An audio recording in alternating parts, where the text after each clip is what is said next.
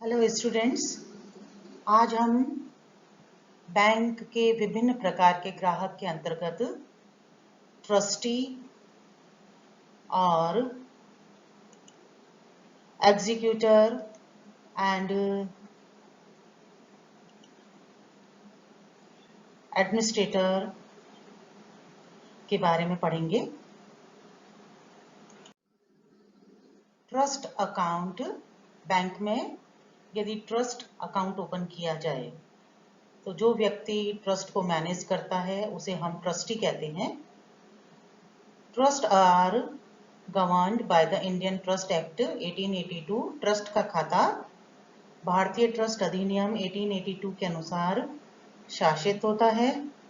Trust दो प्रकार की हो सकती हैं। एक तो होती है पब्लिक चैरिटेबल ट्रस्ट, जैसे किसी हॉस्पिटल का संचालन करने के लिए, किसी स्कूल कॉलेज का संचालन करने के लिए ट्रस्ट बना दी जाती हैं, या प्राइवेट ट्रस्ट होती हैं जो कि किसी निजी व्यक्ति के लाभों के लिए for the benefit of private individuals के लिए ट्रस्ट का निर्माण होता है। तो ट्रस्ट दो तरह की होती हैं, एक तो public charitable trust and second is private trust. और ट्रस्ट किसके द्वारा मैनेज होती हैं? ट्रस्टी के द्वारा मैनेज की जाती हैं। जो ट्रस्ट का संचालन करते हैं उन्हें हम ट्रस्टी कहते हैं। तो ट्रस्ट अकाउंट जो है वो ट्रस्टी के द्वारा खोला जाता है।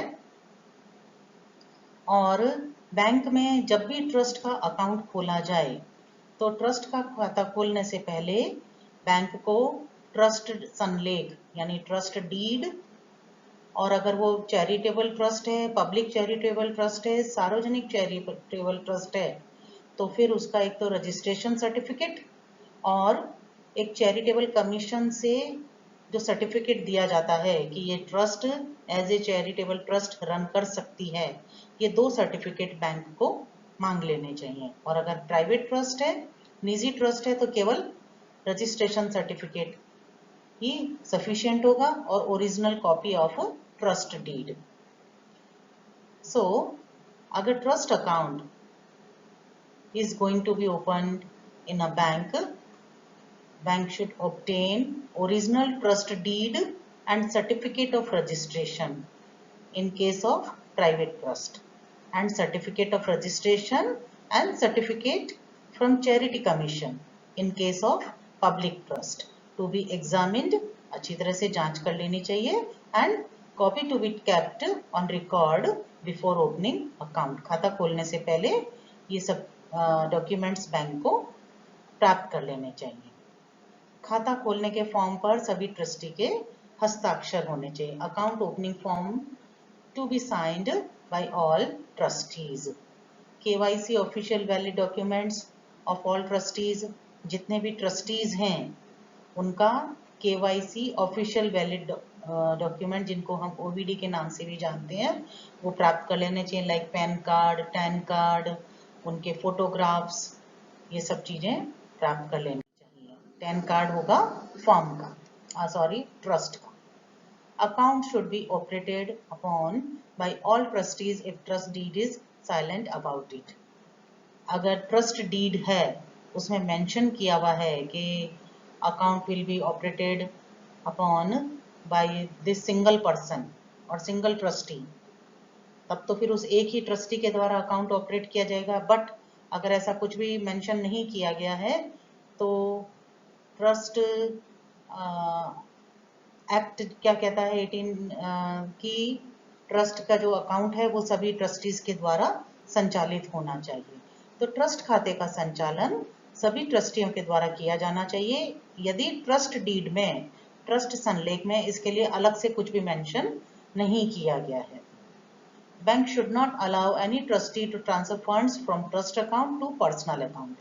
बैंक को ट्रस्ट के खाते से व्यक्तिगत खाते में धन के हस्तांतरण की अनुमति नहीं देनी चाहिए। और ये वाली प्रॉब्लम कब क्रिएट होती है?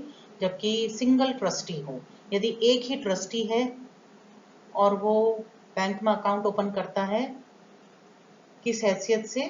ट्रस्टी की हैसियत से, और उसी व्यक्ति का उसी बैंक में पर्सनल अकाउंट भी है, तो जनरली ये प्रॉब्लम आती है कि वो ट्रस्ट के अकाउंट, क्योंकि सिंगल ऑपरेटर है, ट्रस्ट अकाउंट का भी, तो ट्रस्ट के अकाउंट में से ये पॉसिबिलिटीज रहती हैं कि वो पर्सनल अकाउंट में फंड्स का ट्रांसफर कर दे, तो बैंक को, ट्रस्टीज को इस तरह की परमिशन नहीं देनी चाहिए।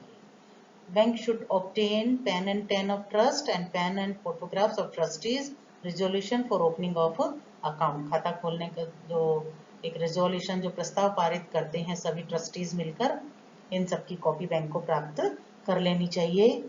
Trustees can not delegate there authority because they work for trust on behalf of trust.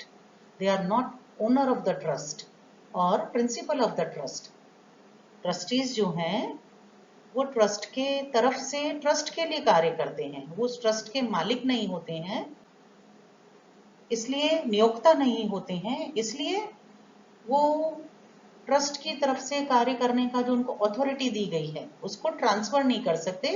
It means they can't appoint agent for operation of account or they can't delegate their authority to operate the account. अपना खाता संचालन करने के अधिकार किसी अन्य व्यक्ति को नहीं दे सकते हैं।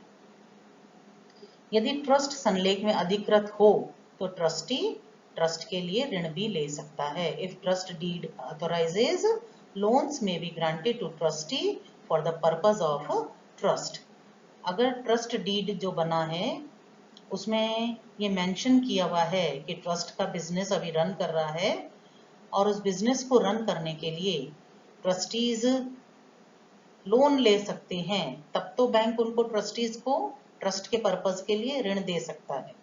और उस स्थिति में in that case trustees trust की जो प्रॉपर्टी है, एसेट है, उसको गिरवी भी रख सकते हैं बैंक के पास में एज ए सिक्योरिटी।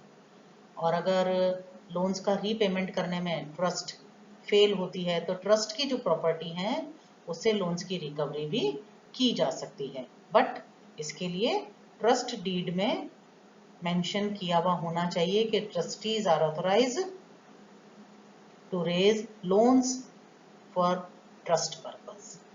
ट्रस्ट के लिए ऋण ले सकते हैं, ऐसा ट्रस्ट डीड में उनको अथॉरिटी होनी चाहिए, वो अधिकृत होने चाहिए इसके लिए। नेक्स्ट है एग्जीक्यूटर एंड एडमिनिस्ट्रेटर, निष्पादक एवं प्रशासक। पहले हमने पढ़ा ट्रस्टी के बारे में, अब हम जानेंगे एग्जीक्यूटर एंड एडमिनिस्ट्रेटर्स। कौन होते हैं ये एग्जीक्यूटर और एडमिनिस्ट्रेटर? कि मान लीजिए बैंक का कोई कस्टमर है और उसकी डेथ हो जाती है, तो यदि उसने वसीयत कर दी अपनी डेथ से पहले, तो उस वसीयत में जिस व्यक्ति को अपनी संपत्ति की देखरेख करने के लिए नियुक्त किया जाता है, दे मे बी वन और मोर देन वन पर्सन, वो एक या एक से अधिक व्यक्ति हो सकते हैं। तो यदि वसीयत में किसी व्यक्ति को उस डिसीज्ड पर्सन की संपत्ति की देखरेख करने के लिए नियुक्त कर दिया गया है, तो उन्हें हम निष्पादक कहते हैं, एग्जीक्यूटर कहते हैं। In the event customer dying testate, that means leaving a will, a person named in the will to look after the property of the deceased is called executor. तब हम उसको एग्जीक्यूटर कहेंगे जिसका नाम वसीयत में लिखा गया है। लेकिन यदि वो बिना वसीयत के ही बैंक के कस्टमर की डेथ हो जाती है, तो कोर्ट के द्वारा, न्यायालय के द्वारा उसकी संपत्ति की देखरेख करने के लिए जिस व्यक्ति को नियुक्त किया जाता है उसे एडमिनिस्ट्रेटर कहते हैं, प्रशासक कहते हैं।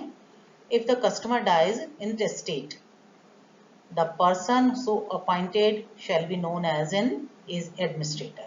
Okay? और इनका जो जब ये वसीयत जो डिसीज्ड पर्सन के द्वारा जो वसीयत की गई थी जिसमें एग्जीक्यूटर को अपॉइंट किया गया था, ये वसीयत जब कोर्ट के द्वारा सर्टिफाइड हो जाती है, न्यायालय के द्वारा इसको प्रमाणित कर दिया जाता है, तब इस वसीयत को हम प्रोबेट कहते हैं। And then appointment letter of an executor is known as probate. When the will is got certified by the court, it is called probate, and the appointment letter of executor is known as probate. जब ये वसीयत न्यायालय के द्वारा प्रमाणित हो जाती है तो इसे प्रोबेट कहते हैं, और जो निष्पादक होता है उसका नियुक्ति पत्र प्रोबेट कहलाता है। और यदि कोर्ट के द्वारा एडमिनिस्ट्रेटर को नियुक्त किया गया है तो इसका जो अपॉइंटमेंट लेटर होता है उसको लेटर ऑफ एडमिनिस्ट्रेशन कहते हैं। प्रशासक का नियुक्ति पत्र प्रशासक पत्र कहलाता है। बैंक में एक डिसीज्ड कस्टमर है बैंक का, उसका अकाउंट ऑपरेट करने के लिए एग्जीक्यूटर और एडमिनिस्ट्रेटर अकाउंट ओपन कर सकते हैं। लेकिन बैंक को क्या ध्यान में रखना चाहिए कि जब भी अकाउंट खोला जाए तो खाते को इस प्रकार से खोलना चाहिए कि एग्जीक्यूटर और एडमिनिस्ट्रेटर फॉर डिसीज्ड कस्टमर। जैसे मिस्टर ए ने बैंक में अकाउंट खोला as a executor of mister X, तो बैंक इस तरह से अकाउंट खोलेगा, मिस्टर ए एग्जीक्यूटर और एडमिनिस्ट्रेटर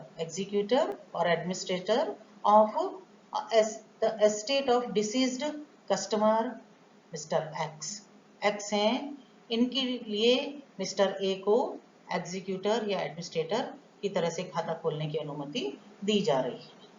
उस समय में बैंक को क्या करना चाहिए कि बैंक को प्रोबेट है तो प्रोबेट की, और नहीं है तो प्रशासक पत्र की कॉपी ले लेनी चाहिए। इनकी ओरिजिनल जो कॉपी है या जो है ओरिजिनल डॉक्यूमेंट जो है वो जब बैंक में सबमिट किया जाए, बैंक के सामने प्रोड्यूस किया जाए, तभी बैंक को एज ए एग्जीक्यूटर और एडमिनिस्ट्रेटर इन व्यक्तियों को बैंक में अकाउंट ओपन करने की परमिशन देनी चाहिए। If there are more than one executor और administrator, account is to be operated by all of them jointly. अगर मान लीजिए निष्पादक या प्रशासक जो नियुक्त किए गए हैं डिसीज्ड पर्सन की प्रॉपर्टी की देखरेख करने के लिए, और फिर उन्होंने इस पर्पस के लिए बैंक में अकाउंट ओपन किया है, तो प्रोविजन क्या है भारतीय उत्तराधिकार अधिनियम के अंतर्गत कि ये डिसीज्ड पर्सन का अकाउंट यदि दो या दो से अधिक एग्जीक्यूटर या एडमिनिस्ट्रेटर हैं तो सभी के द्वारा ऑपरेट किया जाएगा संयुक्त रूप से।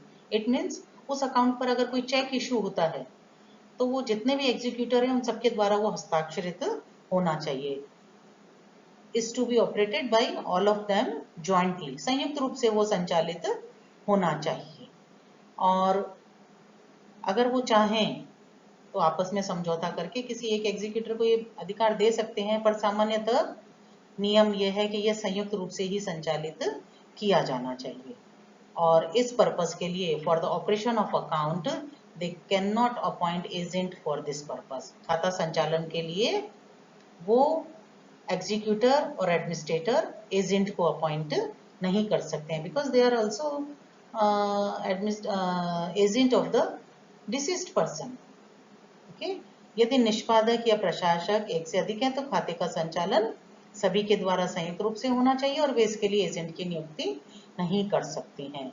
एंड लास्ट प्रोविजन क्या है एग्जीक्यूटर एंड एडमिनिस्ट्रेटर के बारे में कि a woman can be executor और एडमिनिस्ट्रेटर, एक महिला को निष्पादक या प्रशासक नियुक्त किया जा सकता है। Thank you.